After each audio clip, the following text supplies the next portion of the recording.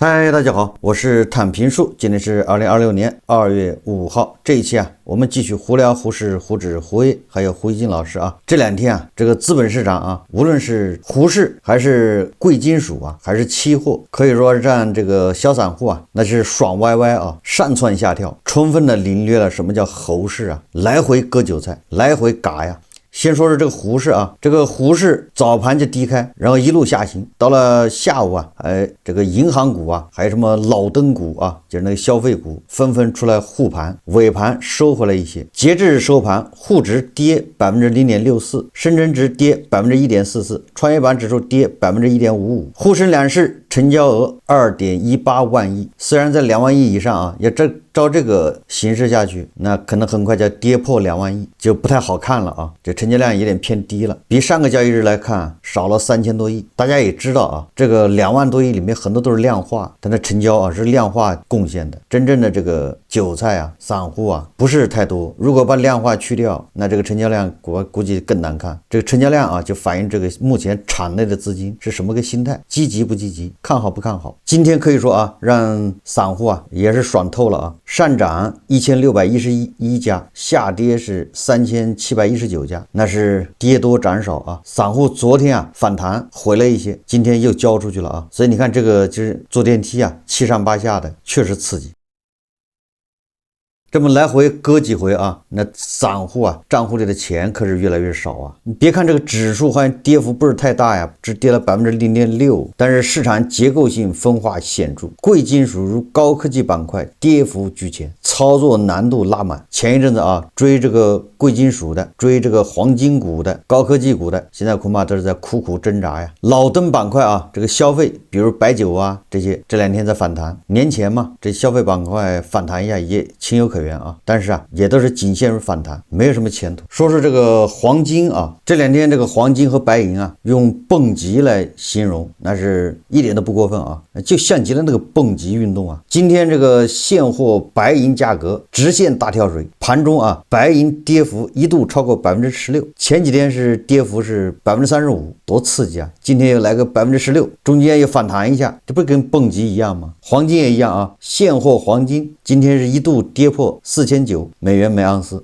這個也導致 A 股裡面的黄金股什麼白銀股什麼有色也是瘋狂暴跌。總之今天一天把前兩天的這個反彈差不多都給抹掉了。這個白銀黃金呢還顯得稍微硬朗一點，還沒完全抹掉。分析師指出投機性資金流動、槓桿頭寸和期權驅動的交易是近期銀價波動的主要驅動因素，實物需求影響反而較小。在獲利回吐情緒蔓延、投資者日益謹慎的當下，白銀很難在短期內重拾上漲勢頭。目前來看，黃金和白銀價格都將進入一段較長的盤整階段。分析師警告，在此期間，逢低買入者應保持謹慎，避免過度操作，尤其在市場情緒主要由獲利回吐驅動的情況下。財經網報道說有人50萬炒積存金，一天浮虧6萬。近10天的時間裡，國際金價的波動經歷了過山車的走勢，在突破歷史新高後大幅回落，而後持續反彈。現貨黃金4日早上站上5000美元每盎司，現在又跌到了4800多美元每盎司。記者發現除了買金飾和金條，或者炒黃金股和黃金 ETF， 積存金被部分大眾投資者視作抗通脹、低風險的儲蓄替代品，但在國際金價波動加劇的背景下，其對應的投資風險展現出來。沒事這個專門來割這些小韭菜的。2月5日這個分析人士說2月份接下來金價更可能以震盪為主，之前只是大跌之後的反彈，而不是反轉。反彈之後可能還要陰跌，投資者盡量避免持倉過節。就專家說了不要拿着黃金過年。我想起了這個北京菜百，對吧？那個排隊的大爺大媽們，這下更忙了一邊人在賣，一邊人在買，不割乾淨，心裡難受胡適其實也一樣上一次暴跌 2. 幾，後面反彈 1. 幾，再彈一彈。今天又来一個跌，今天這個下跌才有殺傷力。為什麼呢？因為今天是銀行股出來護盤了，銀行股一護盤，別的股票就跌得更狠。就在這個韭菜們啊，所謂的金融消費者被忽悠到什麼新燈裡面，這個任澤平老師不說了嗎？老燈負責慢，小燈負責牛，對吧？不就好多這個小白被忽悠到小燈股票裡面去，結果關門打狗。哎，這邊偷偷的拉這個老燈它也不慢了，開始反彈。等到這些對吧，這些金融消費者小白們反應過來，割了小燈追老燈，老燈也開始回調了，兩頭割啊。咱們一直說啊，這個胡適啊脫離了基本面，沙灘上建高樓，這個不是咱們瞎說啊，咱們看一看這麼多家上市公司業績到底怎麼樣？你脫離了業績潮，那不就是沙灘上建高樓嗎？第一財經日報啊今天刊登一篇報道，叫 A 股2025年虧損畫像。2025年 A 股1442家公司預虧。第一財經日報是這麼說的啊，他說 A 股上市公司2025年度業績預告披露落下帷幕，共有2957家預告了業績，也就是啊不到3000家預告了業績，近50%公司預計虧損，就一半的公司是虧損的。你說這叫什麼？胡適還漲了這個1000多點，還走牛。這些虧損的上市公司分布在31個省份，其中海南、吉林、青海上市公司預虧占比位居全國前3，當地虧損的上市公司比率均超過40%，行業維度也呈現分化特徵。房地產行業成為虧損重災區，不僅誕生了 A 股虧損王萬科 A， 這個預虧820億，還包攬虧損金額前10中的5席，這個都是房地產行業啊，排名前10的裡面有5個是房地產行業虧損的。IT 服務、半導體、化學製藥等行業預虧上市公司數量也較多。IT 服務、半導體、化學製藥這一塊是小燈啊新燈爆炒的地方，實際上預虧的上市公司非常多，多個行業龍頭爆出大額預虧，相關行業的虧損王浮出水面。隨着上市公司披露2025年年度業績預告落下帷幕，共有2957家 A 股上市公司預告了業績，上市公司是5400多家吧？為什麼只有不到3000家預告業績呢？是因為有要求啊，預告是就是你這家公司業績跟上一年有比较大的變動，這是第一個。第二個呢，就是你可能要虧損，那這些你都要提前預告，你不能等到这個4月30號你年報審計出來之後你再報告，那晚了。所以有個叫業績預告，先給大家打個預防針，我這個業績變動比較大，比如說啊，我今年利潤暴增200%，這個也要預告，多賺錢了。或者我今年啊，我這個本來我是不虧損的，往年啊，这今年也可能要虧損，好，你要先出個預告，要虧損，是這種情況啊。所以剩下的啊，還有2000家沒有預告的，就說明他們是正常。正常什麼意思呢？就是以前虧，現在還虧唄，或者是沒什麼變化。那麼這將近3000家預告的裡面啊，623家是預增，3700家是預減，374家是扭虧，455家是首虧，就是第一次虧損，455家，987家是續虧，這個還有將近1000家是去年虧，今年還虧，叫續虧。所以以此來看啊，預減或者預虧的上市公司1863家，占比63%，那就是都是業績都不好啊，預虧嘛，或者收入比去年少了，占63%，将近2/3啊。虧損的是1442家，占披露的一半。你說说吧，就這業績還走牛呢？牛市具體每個行業啊都有虧損王，咱們就不說了。這個第一財經日報報道的，如果僅僅是虧損，對吧？那都是只要它不造假，業績造假的話，那麼反正都是正常經營嘛，因為大環境不好，大家也能理解，對吧？經濟形勢不好，上市公司虧也很正常。但是啊，我們看一看上市公司啊，這個奇葩的操作。什麼叫奇葩啊？就是你難以想象的。鳳凰網財經啊，今天刊登一篇報道，就有那麼一家上市公司啊，上市15年，整個的15年啊，為股民啊，為這個公司帶來的盈利加到一起7個億，看上去還行吧？這個上市公司上市15年，一共賺了7個億淨利潤。但是啊，上市公司的控股股東減持套現28個億，這個賬大家就明白了吧？為什麼這麼多人願意要上市啊？削尖腦袋要上市啊？這是割誰的韭菜啊？這不就是割這個金融消費者韭菜嗎？你想一下，這個就是這個公司啊，在胡適裡面還不算缺德的啊，因為畢竟人家沒賠錢，人家賺了7個億。但是大股東從這個池子裡面拿走28億，人家減持了。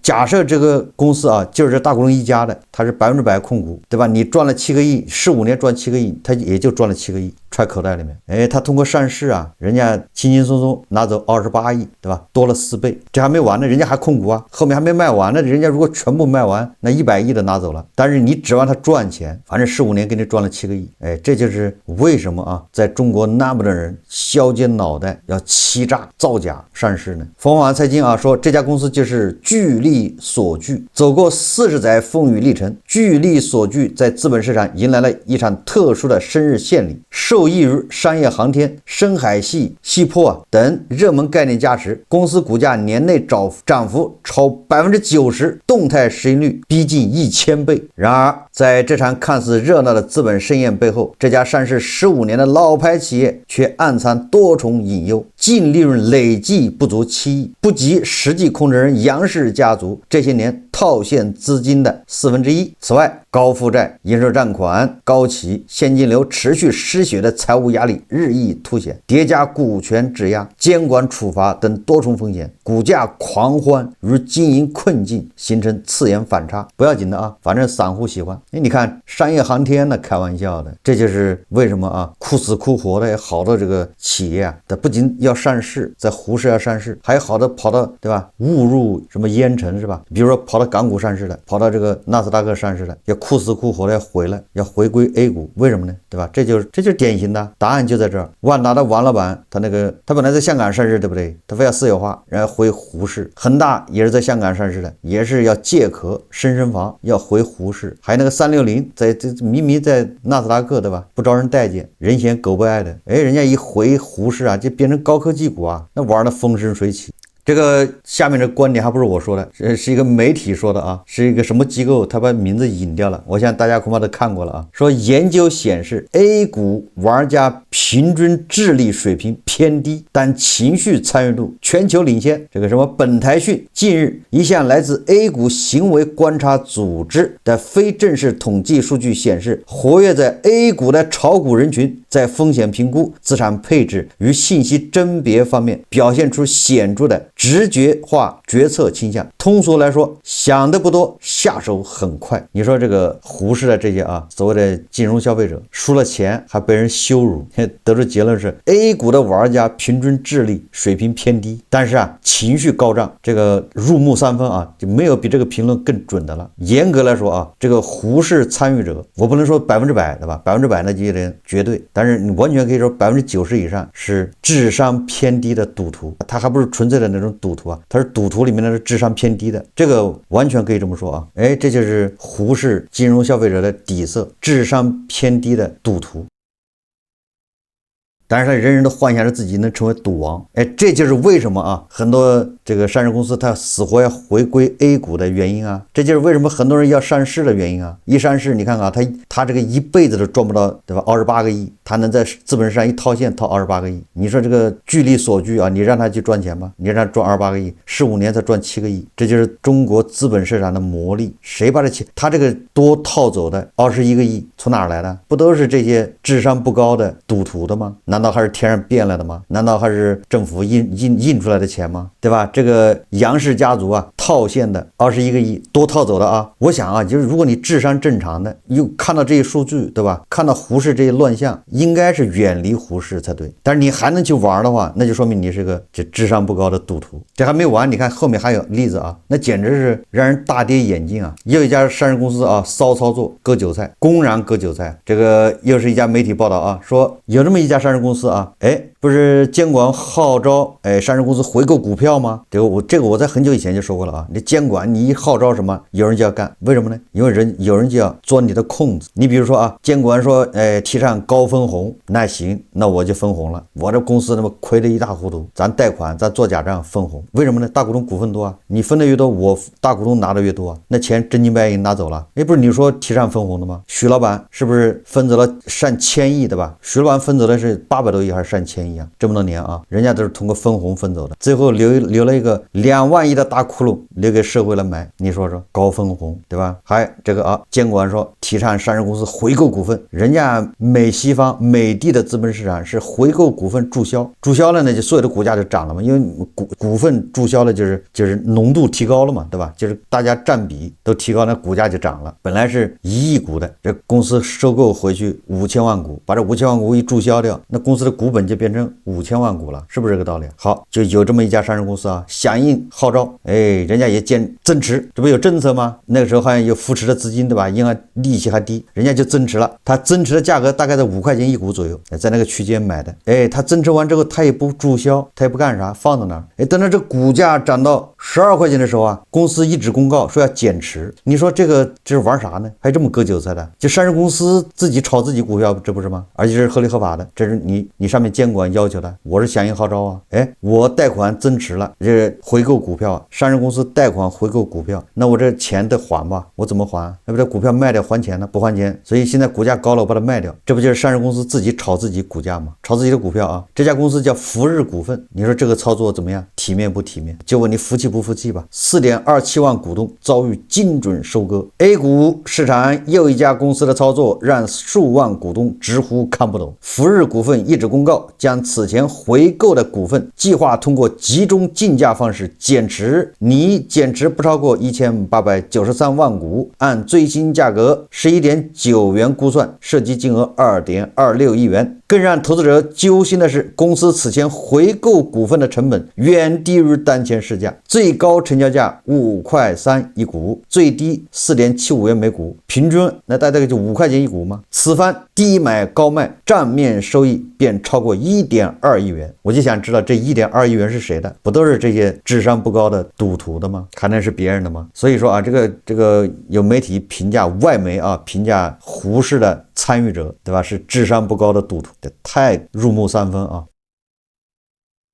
我們看一看啊，人家美的对吧？這個日益沒落的美的，人家這個處罰是什麼樣一個處罰？一個福布斯上榜上有名的啊，26歲的女企業家被美國司法部啊指控欺騙投資者、偽造簽證文件，面臨52年的監控。現年26歲的土耳其籍科技企業家叫格克切居文，是一家金融科技營銷公司的創始人兼首席執行官。據美國司法部指控，居文在2024年4月啟動種子輪融資期間，向潛在的投資者提供了虛假陳述和偽造文件。居文在融資計劃書中存在實質性誤導，不僅誇大了公司營收，還虛報了合夥人的數量。儘管該公司曾打出將獎勵轉化為收入的口號，聲稱擁有包括高端巧克力和國際航空運輸協會在內的28家客戶，但調查顯示這些信息大多涉及造假。簡單點說吧，就是這個居文啊，他是搞那個金融科技公司，反正啊比我們這個平台小貸公司啊、網貸公司可能還稍微好那麼一點。然後人家是在種子輪呢，就他還不是在資本市场，不是在這個納斯達克或者是叫什麼美國的什麼道瓊斯啊，不是在那個市場融資啊，人家是種子輪融資的時候，向特定的投資者融資的時候，提供了一些誇大的陈述或者虛假的實質性誤導，也就是他本來沒有這些客戶，他編了一些客戶啊，然後呢本來沒有那麼多人投資，他編了說好多人看好投資，這些在胡適在咱們這那都是基操嘛，是基本操作嘛。結果你看人家美國人是怎麼處理啊？說憑借這些虛假信息，居文的公司在2025年以3500萬美元的估值獲得了1100萬美元的融資。你看看合着一共才8000萬人民幣，就沒融多少錢啊。當時他對外宣稱年營收高達150萬美元，也就是1000多萬人民幣。美國 FBI 助理局長表示，居文涉嫌誇大公司財務狀況和合作夥伴關係，以此從投資者手中騙取超過700萬美元。居文已於2025年11月被捕，若罪名成立，他將面臨最高52年的監禁。多大點事啊？這個在咱們這兒那就不叫事啊，這是小事啊。在咱們這兒他這連立案都立不上，為什麼呢？你還很難說他是詐騙，對吧？人家企業債融資都在账上，人家只是誇大了啊，人家只是说我本来他说他30家客戶，实际上他恐怕就10家或者5家，他剩下的是编造的什么中石油、中石化、中国宝钢、宝武集团都是我的客戶。你说在咱们这就不叫事啊，咱们这如果出现这事，你就報警，你说我被人騙了，都立不了案。但是不好意思啊，在萬惡的美帝，對吧？你這叫不誠信，你這叫欺詐。哎，監禁52年，哎，他26歲，52年出來那都，反正你有錢你也花不了了，80了嘛。哎，如果用美國啊這種鏡頭啊去治理胡適，那胡適啊才有投資價值。咱們監管還是出手了啊，還是出手了。怎麼出手了呢？這是第一財經報道的啊，說近期監管機構已通過通函要求上市保薦人迅速開展內部檢討，並糾正招股文件準備中出現了嚴重缺失。什麼意思呢？就是啊 IPO 管控從嚴，截止2025年12月31日，已有16宗港股上市申請被暫停審理。2025年港股 IPO 數量與募資同比大幅躍升，排隊企業已突破300家。業內人士指出啊，隨着2026年可能到來的新一輪 IPO 高峰以及潛在的限售股解禁壓力，香港資本市場正步入一段機遇與挑戰並存的關鍵時期。什麼意思呢？由於這個胡適這邊啊，確實24年、25年這個 IPO 從緊，所以這個上市的企業比較少，不讓它上，所以造成很多排隊現象，這就導致很多企業啊受不了了，等不及去港股上市。港股一年上市多少家？因為去港股是我剛才已經說了嘛，去港股那是迫不得已，對吧？那個胡適才是幸福的家呀，這千萬百記得要回胡適，對吧？那但是胡適上不了怎麼辦呢？不上就要死了，對不對？續命續不上。所以說趕緊那就港股先去港股，大量的內地企業去香港上市，大家就知道什麼結果了啊！你說就這些割韭菜的人去了，沒有一個不準備割韭菜的啊！這些所謂上市都是準備割韭菜，大量的這個企業跑到香港上市，港股可以說是烏煙瘴氣。隨着這個上市的企業越來越多，港股也扛不住了啊！這麼搞的話，香港這個資本市場就被玩壞了。你看企業都是內地的，玩家也是內地的，所謂的南下資金，相當於這些賭徒和這些抽老千的鐮刀，他們現在胡適玩的不開心，對吧？受限制或者玩不了，人家跑到境外的，就跑到香港的市場另開一桌，就這麼一個玩法，就這個意思啊。我這例子舉的啊，大家想象一下就行了。結果香港的監管一看，對吧？這太多了，你們這麼玩要玩壞啊，所以趕緊啊要整頓。所以說港交所 CEO 回應港股 IPO 嚴控保薦質量，不能臭魚爛蝦都跑來上市啊，來騙人吶。香港證監會發出通函啊，表示高度關注在2025年新上市申請激增期間出現的問題，包括部分上市文件擬備工作存在嚴重缺失，保薦人或有失當行為，以及其資源管理嚴重失誤，逼得香港證監會也要搞從嚴監管這一套了。最後我們再看看胡錫進老師啊，胡錫進老師今天啊，發了一個評論，他這個評論呢，如果按照盤們的看法，那是絕對的唱空啊，別有用心。為什麼呢？你看啊，胡錫進老師這麼說的，他說啊，春節就快到了，欠薪的機構趕快給員工補上，該發的年終獎如果不發，跟欠薪一樣。對國營機構來說，給員工降薪還是加薪，應當是考核領導業績的頭號指標之一。現在國家倡導春節消費，只有大家收入穩中有升，或者至少不降往年有的年終獎，今年一分不少，大家才敢消費，才會有好心情消費。懇請各級領導們高度關注轄區和部門內補發工資和發放年終獎的情況。這是對國家9部門日前宣布開展春節期間促消費特別活動真正強有力的響應，促進馬年收入和就業，這是政治過硬，也是面對市井的責任擔當。表面上看啊，胡錫進老師是為老百姓鼓如呼，但是首先第一個啊，他這個是給那個有編制的，還有國企員工。你看他寫的啊，着重強調國營機構，對吧？你這個把員工的收入作為一個業績指標考核領導。首先啊，我說盤们為什麼說胡錫進老師，對吧？這個唱空呢？這盤们他就不覺得咱們什麼春節快到了就欠薪啊，哪有什麼欠薪啊？盤們就知道美國的斬殺線，盤們現在就津津樂道於這個愛潑斯坦那個吃人，對吧？你胡錫進這個時候什麼意思啊？對吧？這個美國出了這麼大的事，你不去關心，你關心，對吧？你在捏造編造什麼欠薪，哪有什麼欠薪啊？庞麦们還對年終獎表示好奇，什麼叫年終獎？為什麼我沒聽說過？這又是美西方引進的詞彙。第二個我現在懷疑胡錫進老師很有可能他被那個人民日報或者叫什麼環球時報這個老幹部處把他的福利給扣了。往年的吧，這個到了年終這個帕薩特的後備箱裡面都塞滿了米麵糧油，各種超市的卡，各種水果，結果現在是沒有了，甚至說不定還要對吧，克扣他一點這個退休金呢，動員胡錫進老師捐款，對吧？你退休金捐一點出來。說到欠薪大家估計刷這個短視頻經常刷到，現在農民工還有一些欠薪的員工把公司堵上了，對吧？門堵上去要錢，越到年前越這樣，今年更嚴重，對吧？連胡錫進老師都關注到了，胡錫進老師的朋友圈裡面，胡錫進老師的群裡面都充斥着各種討薪、降薪、裁員、不發年終獎。所以胡錫進老師才跑出來吶喊。從這兒也可以看出來現在經濟形勢不容樂觀，然後人為的搞這麼一個指數牛市，就我想最終還是有人需要負責任的，要背鍋這怎麼收場好，這期節目我們就聊到這裡，感謝大家收看。如果喜歡我的節目，歡迎訂閱轉發，也可以在下方留言評論，謝謝大家。